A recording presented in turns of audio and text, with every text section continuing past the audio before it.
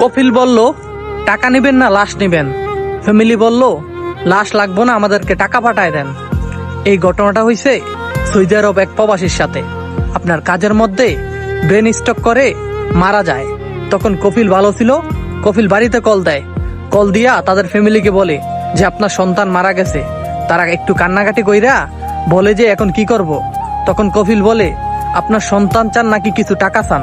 তখন ফ্যামিলি বেহায়ার মতো বলে, আমাদের সন্তান লাগবে না, ওইখানে কবর দিয়া দেন, আর আমাদেরকে যে টাকাটা পাবো ওই টাকাটা পাঠায় দেন।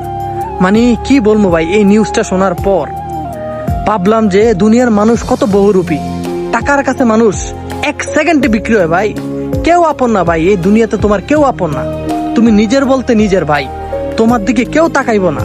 সো নিজের জন্য কিছু করো, নিজের চরকাতে তেল দাও। নিজের ইঞ্জিলে যদি তেল থাকে ওই ইঞ্জিল ভালো মতো চলবো।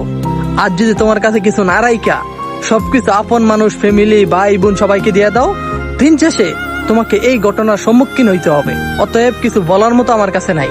এটাই দোয়া করব, আল্লাহ যেন এই প্রবাসীকে জান্নাতের উচ্চ মাহকাম দান করে। আমিন।